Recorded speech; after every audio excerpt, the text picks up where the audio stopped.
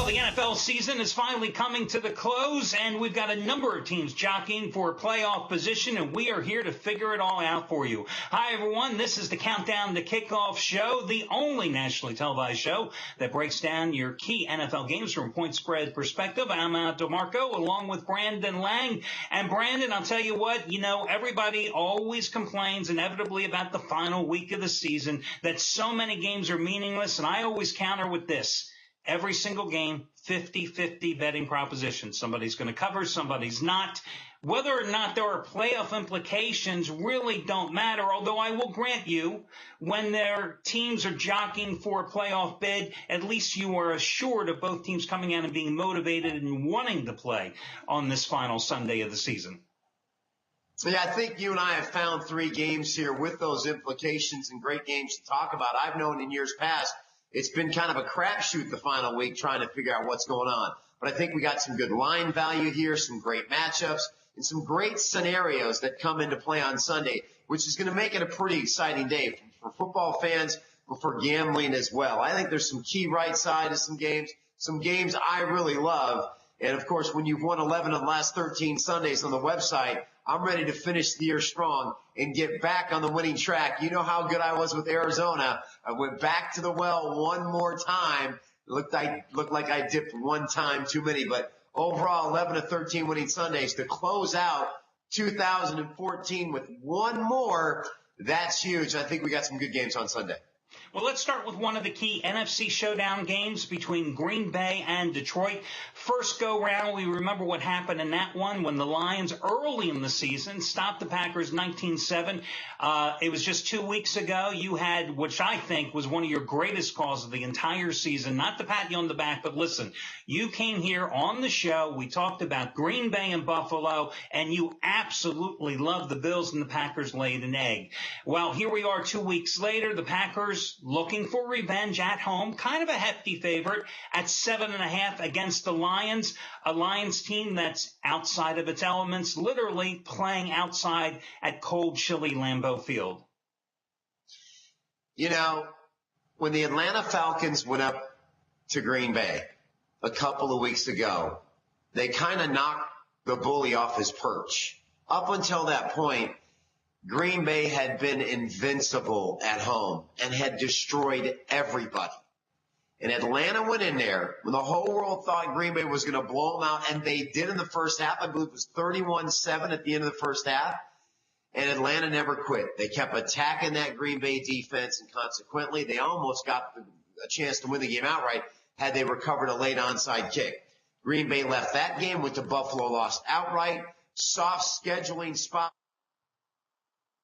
down to warm Tampa, where they struggled in some key situations, pulled out the 20-3 win.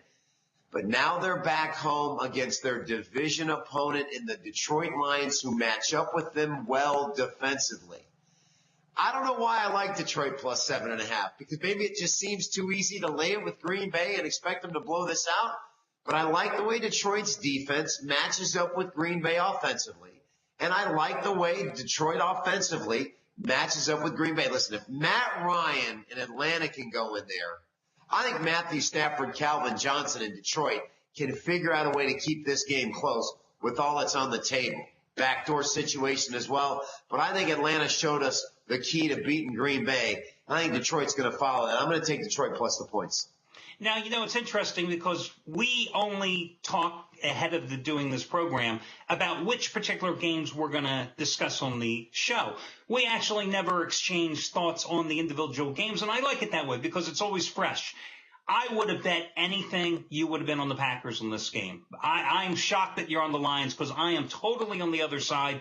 I mean, yeah, I could tell you the fact and everybody else that the Packers are on a 7-0-1 ATS roll in same season revenge. But to me, this all comes down to the fact that this game is in Green Bay. And listen, I was on the wrong side of that Atlanta Green Bay game a couple of Mondays ago. I mean, look, when you're laying 13.5 points and you're up 31-7 at halftime, you would have a reasonable expectation you're going to cover the game, but I'm not going to hold it against the Packers because I think in that game they simply got up big and they relaxed. And the following week, going to Buffalo, I was stunned that they lost outright, but Aaron Rodgers was due for a clunker, and I think that they were also due for that inevitable letdown game.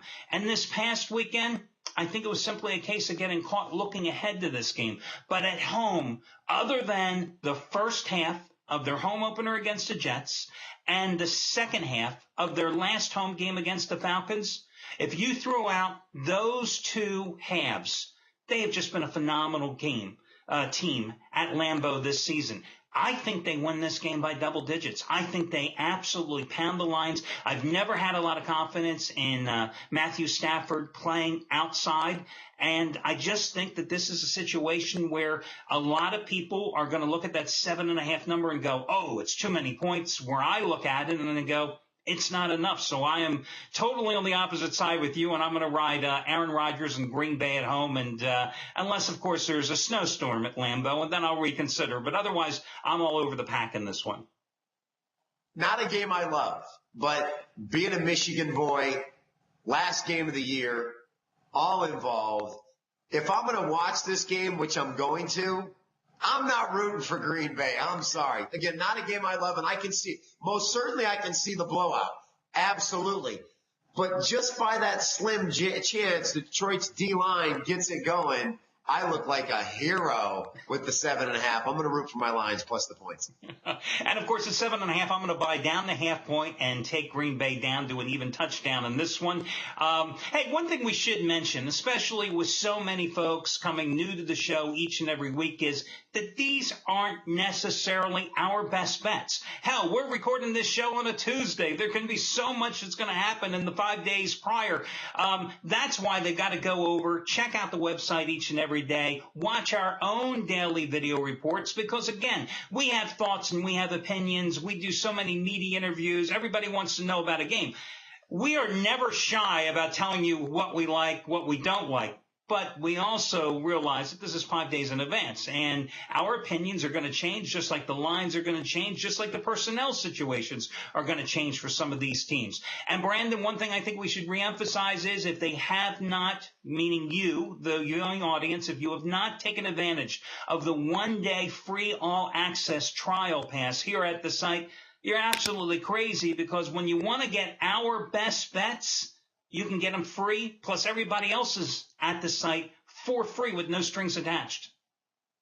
Yeah, it's over $1,000 value, absolutely free. And when you break down, for me personally, here on the site, to have won 7 straight Saturdays and 11 of 13 Sundays, I believe the last 6 weeks we've had the one-day free all-access pass up. Imagine the amount of money you would have won having taken advantage of coming to the site absolutely free, getting 12 best bets, set back, read the analysis, validate and document the handicappers. It's one thing for us to tell you what our opinion is. It's another thing to write an analysis supporting it to let you know that we know what we're talking about.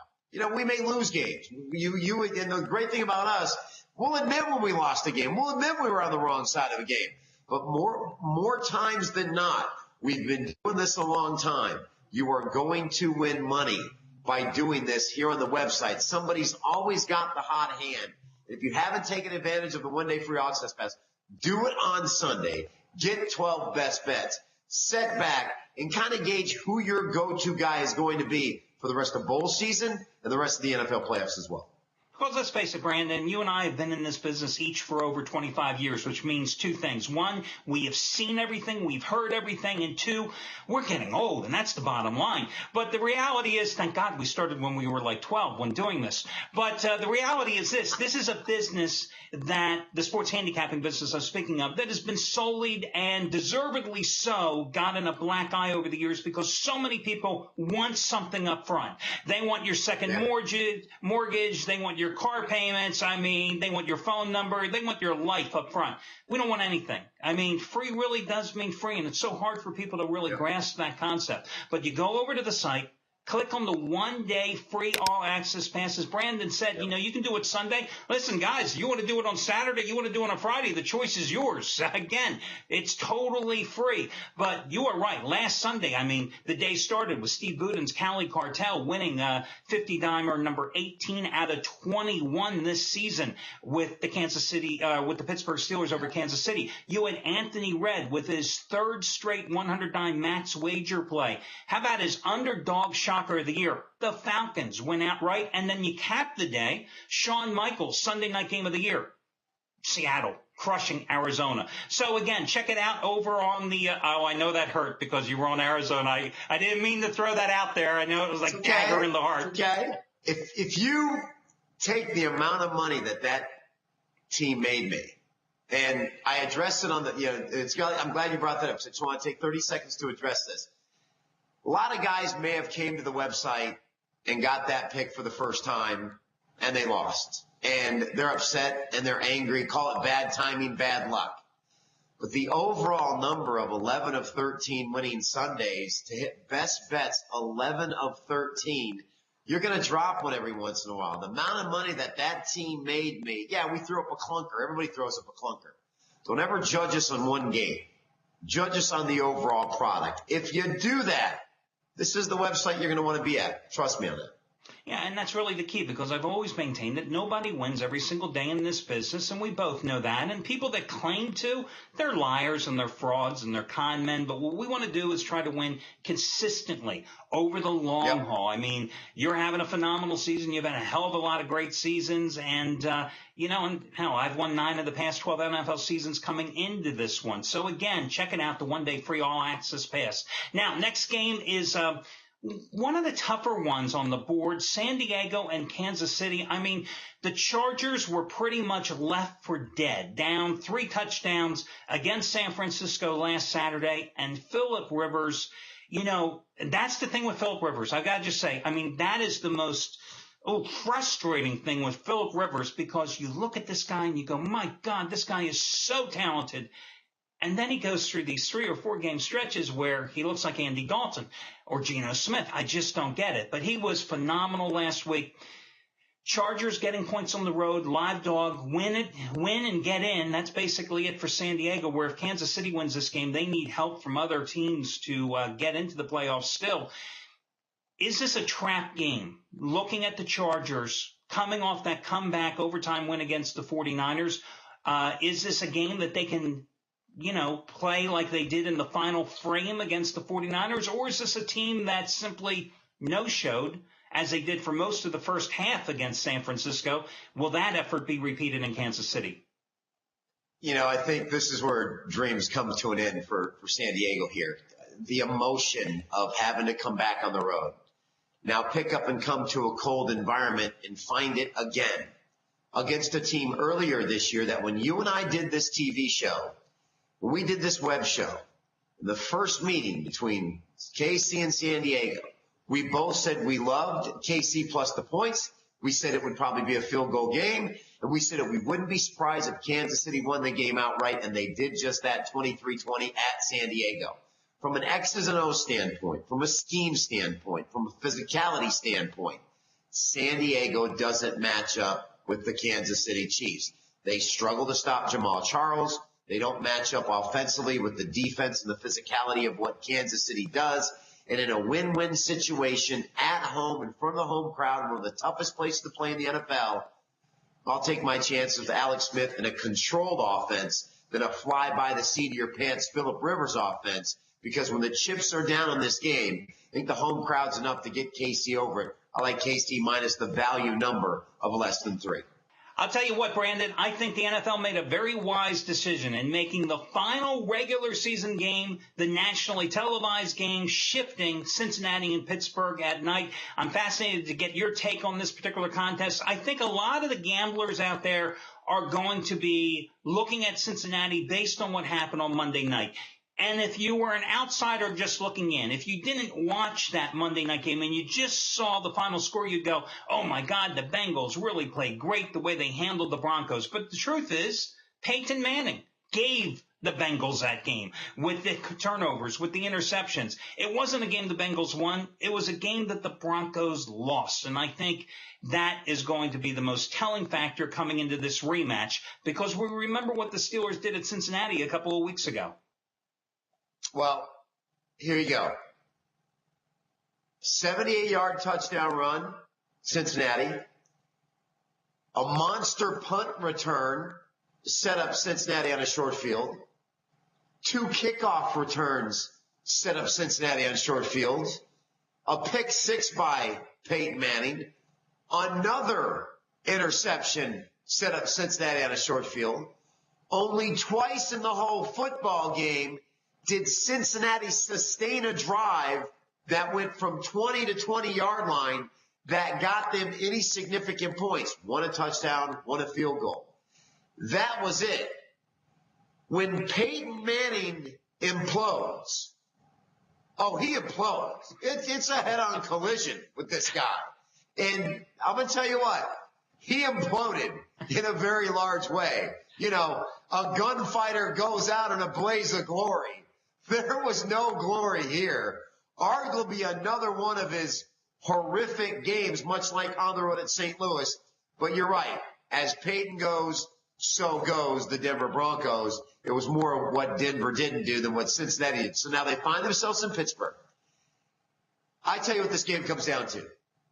Dick LeBeau versus Andy Dalton. In Pittsburgh. All the chips on the table. Andy, you did well Monday night. I'll see you later, pal. I'm going to buy the half. I'm going to lay through with Pittsburgh. I'm going to sit back and wait to collect. Because I'm going to tell you right now, there is no way Cincinnati off that Monday night win is going to go into Pittsburgh and win this football game. It's not going to happen. You always like to use the term, good Andy Dalton, bad Andy Dalton. It's bad Andy Dalton on Sunday night. Yeah, I'm with you 100% because, listen, the Steelers have certainly, as I have said many times this season, been schizophrenic. I mean, you never know what you're going to get from week to week. But I was impressed with the gritty win that they had against Kansas City last week. In fact, I used the Steelers as a free pick on my daily video report. And you've got a Cincinnati team. Let's not discount, as you said, coming off Monday night at home, shorter week of preparation for the biggest game of the season, having to travel on the road, and the fresh memories of what happened in the fourth quarter at home against these Steelers just a couple of weeks ago. Pittsburgh, 25 points, 229 yards in the fourth quarter to win that game in the first go-round. And the Bengals couldn't stop Bell, who had 193 yards, I think, on the ground in that game. I don't see why anything would change here with the Steelers at home, where they've averaged 33 points a game this season. It's almost like Todd Haley had 3/4 of what he was trying to do. And then a switch went off and said, well, let's do something else. And they exploded. Now to have that film, to have the film of the Denver game, and to step back and go, okay, here's how we're going to attack Cincinnati. I think Cincinnati's in trouble from Jump Street. If AJ Green plays, if he doesn't play, he's playing injured. If he does, it's a tough spot for Cincy. We both love Pittsburgh. Okay, guys, that'll do it for this week's edition of the Countdown to Kickoff show. As we said earlier, make sure you check out our daily video reports over at the website each and every day. And we wish you a happy holidays and hope it's a certainly profitable one as well. For Brandon Lang, I'm Al DeMarco, and we will catch you again on the next issue of the Countdown to Kickoff program. Good luck, everybody.